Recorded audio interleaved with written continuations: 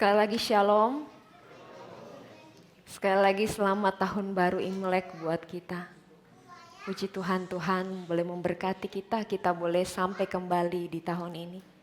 Padahal perasaan baru kemarin ya, terlalu cepat waktu berputar. Puji Tuhan, Tuhan sudah sertai. Kita akan baca firman Tuhan hari ini, contoh kasih judul selalu dipelihara. Kita sebutkan sama-sama 1, 2, 3. Selalu dipelihara. Kita baca firman Tuhan dari Mazmur 23 ayat 4 sampai 5. Ayat yang sering kita baca Bapak Ibu. Mazmur 23 ayat 4 sampai 5. Ya. Yang sudah mendapatkan katakan amin. Kita akan baca secara bergantian, saya akan baca ayat yang keempat, Bapak Ibu akan baca ayat yang kelima. Sudah mendapatkan katakan amin? Contoh akan mulai ya, Mazmur 23 ayat 4. Sekalipun aku berjalan dalam lembah kekelaman, aku tidak takut bahaya. Sebab engkau besertaku, gadamu dan tongkatmu itulah yang menghibur aku.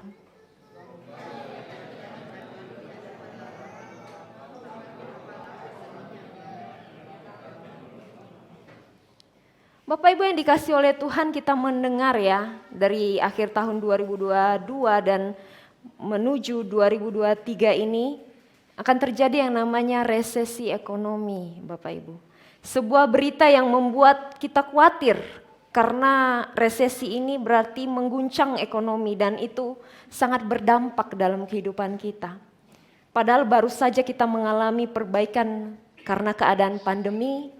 Sekarang kita harus siap-siap mengalami yang namanya resesi, menghadapi situasi sulit yang mungkin akan terjadi. Sudah dikasih oleh Tuhan, lalu lewat firman Tuhan yang kita baca, apa yang Tuhan mau untuk kita lakukan? Yang pertama Bapak Ibu, hadapi semua dengan penyertaan Tuhan. Katakan penyertaan Tuhan. Saudara yang terkasih, tentu saja tiba di tahun baru Imlek. Yang kita lakukan bukan cuma merayakan. Siapa yang tadi malam kumpul-kumpul dengan keluarga angkat tangan. Makanannya enak-enak, posting semua di IG, cuman tahu ngiler aja liatnya ya.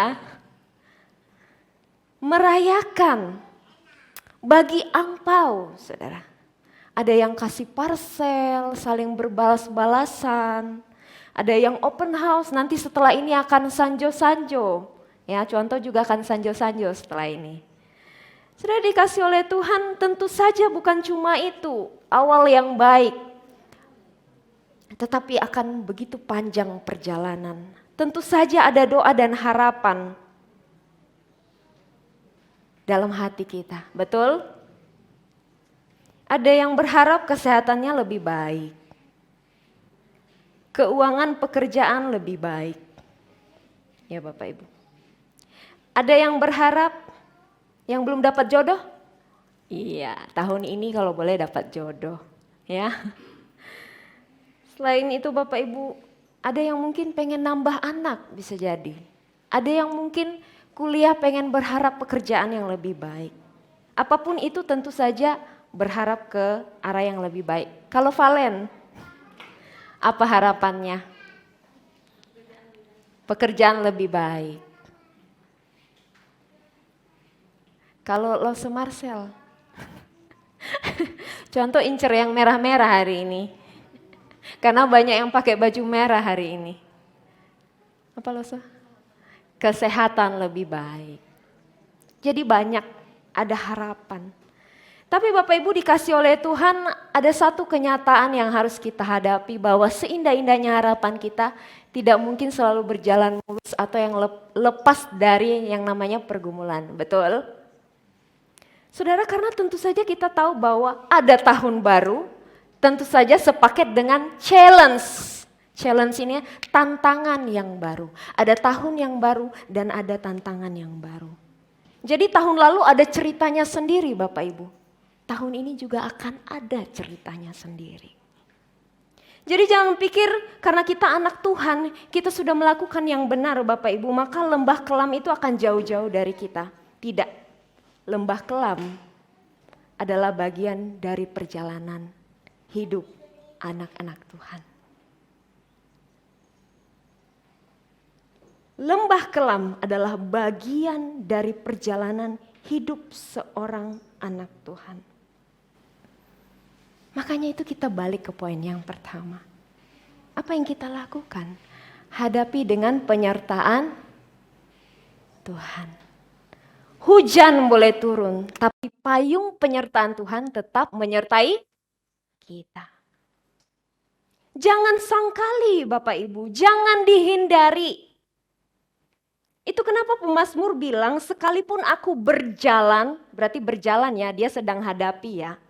Berjalan di dalam lembah kekelaman, dia nggak bilang sekalipun aku berlari dari lembah kekelaman. Tidak ya. Sekalipun aku berjalan di lembah kekelaman, pemazmur katakan aku tidak takut. Katakan aku tidak takut. Sebab engkau besertaku. Jangan lari Bapak Ibu. Jangan sembunyi. Saking beratnya pergumulan, rasanya pengen lari aja Tuhan. Dan satu lagi, jangan berontak. Marah sama Tuhan. Jangan sampai emosi kita membuat kita salah jalan. Kita tinggalkan Tuhan, kita marah sama Tuhan.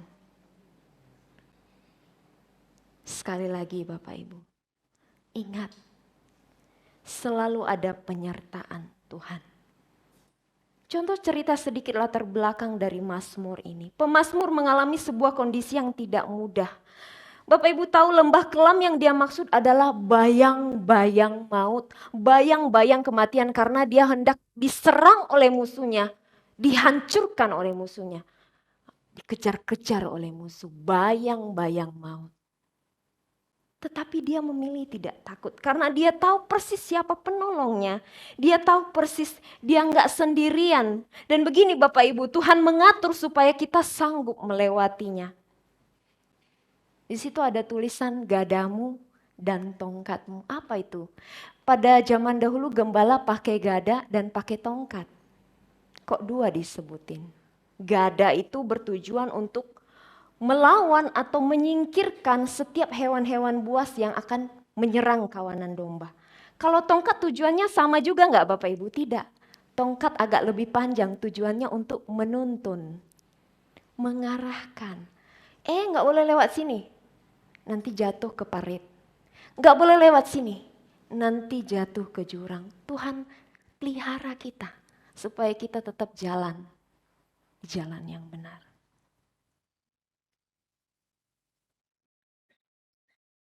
Jadi Bapak Ibu yang dikasih oleh Tuhan, jadi entah sekarang kita dalam lembah kekelaman atau belum mengalaminya, kita siapkan diri untuk mengalaminya. Sekalipun belum tahu itu apa, belum kelihatan apa yang terjadi, tidak jadi soal Bapak Ibu. Karena begini, kalau Tuhan menyertai, tidak ada lembah kelam yang tidak bisa dilewati. Saudara, tahun baru Imlek kemarin, itu menjadi satu hal yang sangat berkesan buat Cuantau. Ya. Cuantau mengalami lembah kelam juga. Cuantau beberapa kali cerita ya, tapi Cuantau akan sharing kembali. Cuantau masa-masa hamil saat itu. Dan kehamilan Cuantau itu tidak mudah. 4 kali Cuantau bolak-balik IGD Bapak Ibu. Pagi hari diawali dengan muntah. Malam hari diakhiri dengan muntah. Mungkin orang kalau nggak ngalamin bisa berkata begini, lebay Cuantau. Tapi Cuantau merasakan sendiri. Mungkin bisa lebih dari 4 kali Cuantau ke IGD. Tapi karena Cuantau nggak mau ke rumah sakit, suami ajak terus. Kasihan lihat Cuantau, 15 kali muntah dalam sehari. Nggak ada nutrisi yang masuk. Belum lagi ditambah kurang tidur. Cuantau mengalami lembah kelam. Berapa kali Cuantau menangis dan curhat kepada suami. berkata, Tuhan ini tulus gak sih kasih aku anak? Pernah dalam posisi seperti itu. Tapi apa yang Contoh alami Bapak Ibu? Lihat, tidak ada lembah kelam yang tidak bisa dilewati. Lihat sekarang Tuhan kasih contoh berkat bayang lucu. Contoh sudah melewati masa-masa itu. Puji Tuhan, Contoh sudah melewati masa-masa itu. Saudara dikasih oleh Tuhan, Dia menuntun kita selangkah demi selangkah sampai selesai. Ingat semua pergumulan itu pasti ada titik selesainya. Gak mungkin kan Contoh hamil terus.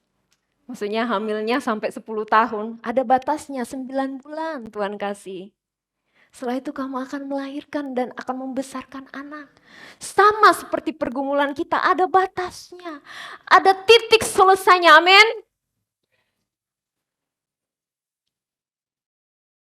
Dan itu membuat saya semakin dewasa menjadi seorang ibu.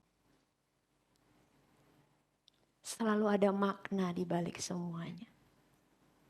Saudara, saya percaya bahwa hari-hari ini yang keuangan kita menurun. Tapi kita masih bisa berbagi angpau menunjukkan bahwa bukan uang kita yang pelihara kita, tapi Tuhan kita ya.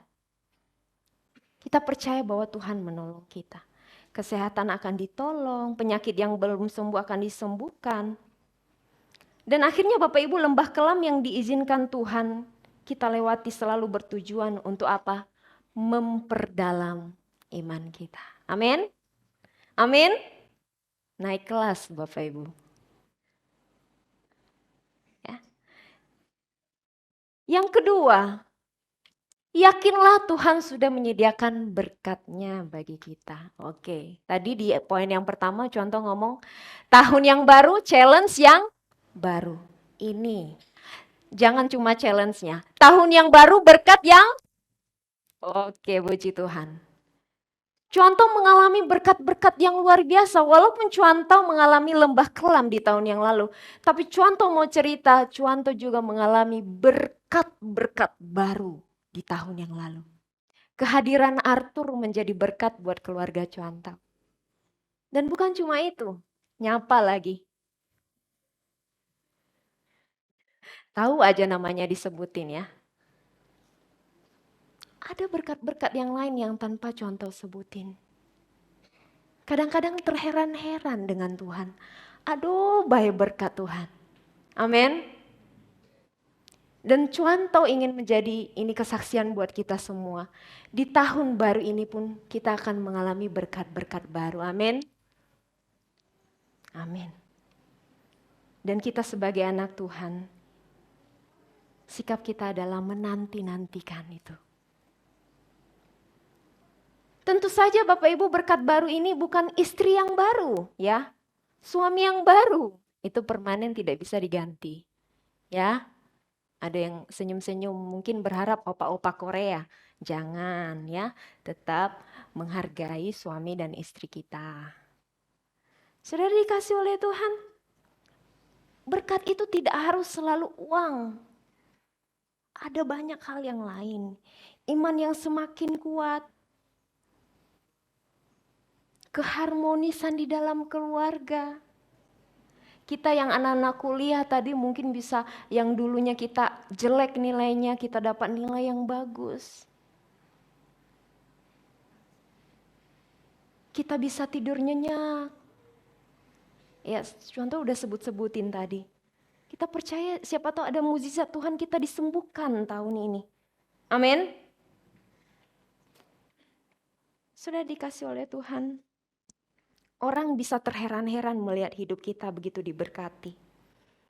Ada di ayat terakhir tadi dikatakan, indah pialaku penuh melimpah. Amin. Katakan melimpah. Amin. Setiap kali Contoh sanjung makanannya melimpah, saudara. Ada orang kasih makanan, menunya banyak-banyak, habis-habis, sudah melimpah. Kita percaya seperti itulah juga berkat-berkat yang akan kita terima. Amin. Tapi Bapak Ibu, ada tapinya ini ya. Jangan rajin tuntut berkat, tapi ketaatan masih bolong-bolong. Karena kenyataannya begini Bapak Ibu, ingatlah bahwa berkat itu adalah akibat. Sebelum kita minta Tuhan untuk melakukan bagiannya memberkati kita, tanyakan kepada diri sendiri, kita udah taat belum? Taat adalah penyebabnya. Jadi kalau Bapak Ibu lihat ada pohon yang berbuah begitu lebatnya, harus tanyakan kok bisa pohon ini diberkati. Pohonnya lebat, buahnya banyak. Tentu saja ada penyebabnya. Sama seperti kehidupan orang Kristen. Bapak Ibu dikasih oleh Tuhan, kita percaya ketaatan mendatangkan berkat. Katakan mendatangkan berkat. 1, 2, 3. Ketaatan mendatangkan berkat. Kalau di tahun sebelumnya ada kekurangan, mari kita dorong diri kita di tahun ini, di tahun yang baru ini semakin baik di hadapan Tuhan. Karena begini Bapak Ibu, berkat kita tidak ditentukan oleh hoki, posisi angin, warna keberuntungan, nasib, kepintaran atau koneksi, tapi semata karena Tuhan. Mungkin orang-orang di luar kita yang tidak percaya Tuhan, mereka percaya ini Bapak Ibu. Hoki lah, posisi angin lah, warna keberuntungan lah, tidak. Jangan kita pakai baju merah hari ini karena kita berharap dapat keberuntungan. Tidak ya Bapak Ibu, warna merah aja sebagai tradisi. Tapi berkat itu sendiri berasal daripada Tuhan. Amin. Maka dekat-dekatlah dengan Tuhan. Amin. Maka taat-taatlah dengan Tuhan. Soalnya dikasih oleh Tuhan, sekali lagi Cuanto tekankan, bahwa yakinlah Tuhan sudah menyediakan berkatnya bagi kita. Di tahun yang baru, challenge yang baru, tenang saja Tuhan menyertai kita. Di tahun yang baru kita percaya juga ada berkat yang baru. Amin. Demikian firman Tuhan, biar Tuhan memberkati setiap kita. Mari kita berdoa.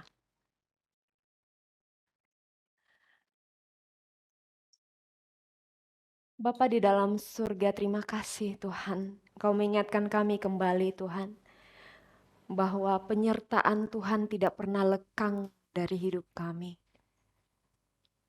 Kami mengalami lembah kelam dan cerita yang berbeda-beda satu sama lain. Tapi satu yang tidak berbeda, satu yang tidak berubah. Engkau tetap sama, Engkau tetap besar dalam hidup kami. Allah yang sama yang dulu menolong kami. Kami percaya Allah yang sama juga menolong kami di tahun ini. Biar Tuhan dalam setiap lembah kelam kami boleh lewati bersama dengan Tuhan. Dan kami percaya Tuhan, berkat-Mu juga selalu menyertai setiap kami anak-anak-Mu. Ini doa kami, di dalam nama Tuhan Yesus kami berdoa mengucap syukur. Amin.